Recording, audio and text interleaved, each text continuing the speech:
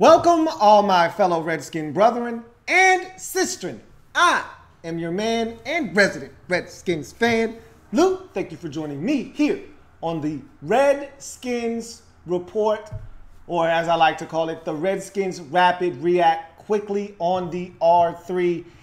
I would love to be coming to you under better pretenses, and I would like to be coming to you telling you that I was wrong. And I wanted to be so wrong, but the warning signs here for this one, too hard to ignore.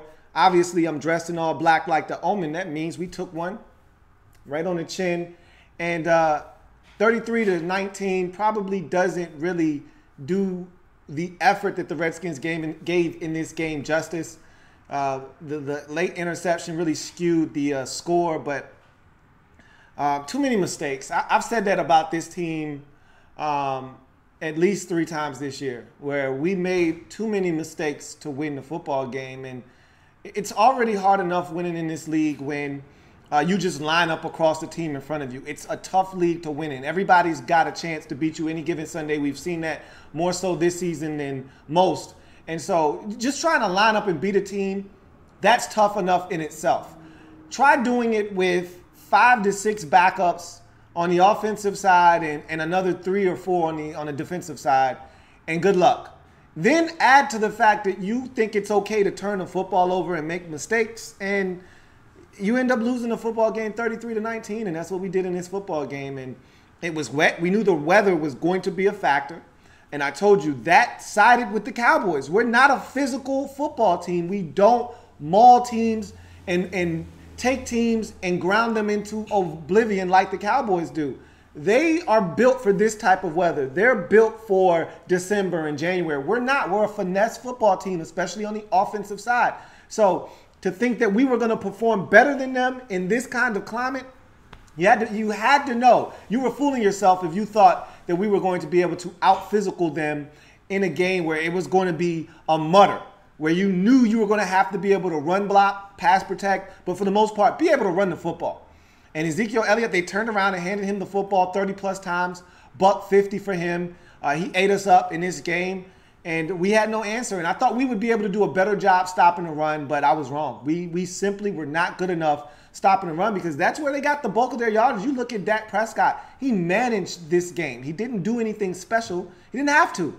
He turned around and he handed the football to Ezekiel Elliott. And if not for some holding penalties by the Cowboys, this score might look a little bit more lopsided than it did. So we probably need to be thankful that they self-destructed in a few instances, and they had a pass interference penalty that was questionable on Josh Doctson late in the ball game. Or this probably is more like 33 to 6 to 13, or even possibly 40 to 13. Who's to say? I mean, really, they could have scored again. That Ezekiel Elliott touchdown that was called back due to holding. If they don't hold there, that's another touchdown. So we got some breaks in this game, but we simply made too many mistakes. When the offensive line at the end of the game is as follows, and no, it came into the game like this, which is a problem in itself. Starting from left to right, you had TJ Clemmings starting at left tackle, which you saw what happened with him starting at left tackle. Sack, forced fumble by Tyrone Crawford that hurt us in the third quarter of this ball game. But nonetheless, TJ Clemmings at left tackle. Sean Laval at left guard. You had Chase Rouillet at center. You had Tyler Catalina at right guard. And you had Momo at right tackle. When the game ended, you had oh man, I'm trying to, I saw his jersey, I can't remember his name, it's gonna come to me. You had Tony Bergstrom at left tackle. Tony Bergstrom. Okay, you don't even know who that is. Okay, unless you're a diehard football fan and knows he was drafted by the Raiders like 6 years ago in the 4th round, you don't even know who Tony Bergstrom is. Okay, yeah, we just signed him like 2 days ago. Yeah, that Tony Bergstrom. He was at left tackle. At left guard, Sean Laval out. Ari Kwanjo, who we re-signed because we cut him at the end of preseason, who we signed 2 days ago. Yes, that Ari Kwanjo was at left guard. Chase Rouillet at center, who snapped the ball damn near on the ground. One time when Kirk had to go through his wickets. It was a bad day, though. I'm not going to kill Chase Rouillet. I like Chase Rouillet. At left guard, Tyler Catalina was able to last the whole game. And then at right tackle, Momo was able to survive. Thank God, the whole game. So the offensive line was a train wreck in this game. Starting out, it was a train wreck. And I thought they actually held up for the most part. They gave Kirk time throughout the course of the game. I was actually proud of the way they fought and battled. I knew they were going to give up some pressures. This is not the starting group. They're not good enough. I told you the Cowboys were going to get after Kirk in this game, and they did. They sacked him. They forced fumbles. They got their hands on the football, caused deflections, all of that good stuff that they were supposed to do. But for the early portion of this game, we actually did a great job in pass pro. They gave Kirk time, and we were actually moving the football. And obviously, the game changed on the blocked field goal, and it is what it is, man. I mean, you got to block better. Bottom line, if Crawford didn't block it, it looked like Irvin was going to block it. I mean, they had three guys that their hands were up there, and if that ball was 6 inches to the left or the right, it was still getting blocked by David Irvin. So, got to block better. It's as simple as that. The snaps all day were questionable. Tressway was doing his best to just try to get him down and allow him to be kicked into the air, but it was just a bad day all around, and I saw it coming a mile away. And if you were a realistic Redskins fan, you saw it a mile away too. Josh Doctson catches a touchdown, but he also dropped a big one. And so, you know, the receiver struggles continue for this Redskins team. It was good to see J.C. Ice put up the first 100-yard receiving day of any receiver this season. Yes, we're 8 weeks into the season, and we just had our first 100-yard receiving day by a receiver. That is asinine, but that's the state of the Redskins wide receiver position. J.C. Ice was outstanding in this game, but outside of him, we got little to no production from the receivers yet again. That's a problem, and it's becoming a bigger problem as the weeks pass. Doctson, like I said, with a drop. Pryor had a chance to catch one. It was a bad throw by Kirk. He tried to climb the ladder, go get it, get his feet down, couldn't do it, but he didn't have many more opportunities after that. Ryan Grant had one go right through his hands on a third down. I don't think he would have got the first down anyway, but it doesn't matter. The run game is still non-existent, but again, with 3 out of your 5 starting offensive linemen and 3 of your best, not just 3, any 3 of your best offensive linemen not playing, it's going to impact you. And that's why I knew we didn't have a chance in this game. I went into this game very pessimistic, but, you know, as the game came on, obviously I was cautiously optimistic, but that faded quickly. In the third quarter, I'll say this and we'll get out of here. The third quarter continues to be a nightmare for the Redskins. By far and away, our worst quarter of the season thus far is the third quarter. We get dominated in every third quarter, it seems like. Even in our wins this season, you'd be hard-pressed to find us dominate the third quarter. In the 49er game, we were dominated in the third quarter. In the Rams game, we were dominated in the third quarter when they were able to come back and tie the game. Only game we weren't dominated in the third quarter was the Raiders game. Outside of that game, I think it's pretty safe to say that in every third quarter, all season long, we've come out flat. We've had turnovers. We've had limited plays on offense. This game, we have 2 fumbles.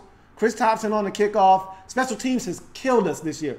Absolutely murdered us. We miss a extra point. Special teams has been horrendous this season for us. Not to mention our inability to score touchdowns. You get an early gift in the game with an Ezekiel Elliott fumble, and we settle for 3. That's our MO. We can't capitalize off of mistakes of the other team yet. When we make mistakes, other teams seem to be able to capitalize just fine. And so I'm proud of the effort the fellas gave, man. That shorthanded against a team that basically had their full entire roster at Jason Garrett's fingertips. I mean, at his full disposal. I don't know what else you wanted the Redskins to do in this game. Seriously. For them to go out and compete the way they did, I'm not mad. I'm not mad at all. I just don't know where this season is going. I think this is going to really turn out to be a disappointing season because there were such high hopes after the Raiders game.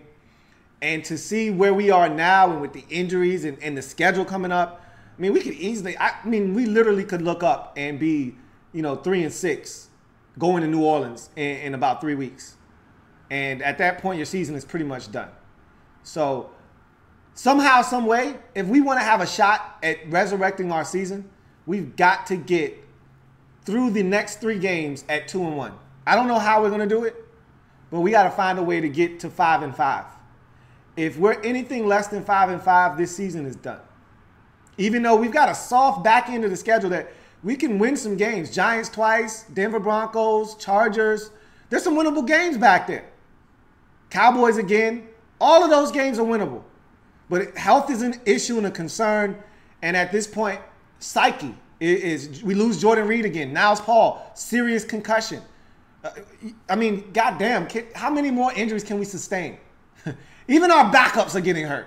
TJ Clemens left this game with an injury. Sean LaValle said, well, I'll add my list to the name of offensive linemen who go down.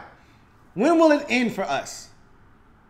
Which is worse, losing a couple of players for the entire season or having the injury reaper just take as many players as he can possibly take for 3-4 week periods at a time? Which is worse? Because we've had both. We've had both. He took Trent Murphy from us already. He's took Jonathan Allen away from us already. What more you want, man?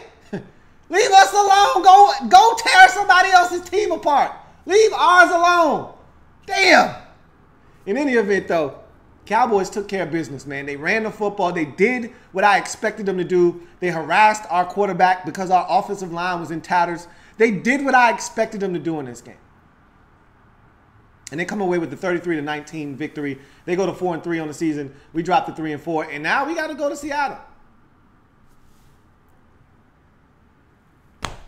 I don't know what else you want me to say, except I am a Redskins fan, etched in burgundy and gold. My Redskins spirit will never die. Redskins spirit will never fold until we meet again. Hail to our beloved Redskins. We'll have plenty to talk about on Tuesday night on the Redskins Report Live, but I don't see the tune changing. It's going to be pretty somber because this season with the injuries really starting to take a sharp turn for the worse. And I don't care how much depth and talent you have. If they're not on the field and not available, there's not really much you can do. I mean, you saw Jay Gruden at the end of the game dap up Kirk Cousins after he threw the pick, and he said, look, man, he competed his ass off. What more you want Kirk to do? With a bunch of funnies in front of him. He had 4 funnies in front of him. 4 funnies in front of him. And he went out and he gave it a run. I don't know what else you want from the man. With no run game, which has been the theme all season long except for the Rams game, with no run game and no receiver help. Little to no receiver help. I won't discount what J.C. Ice did in this game, but it ain't much out there for him.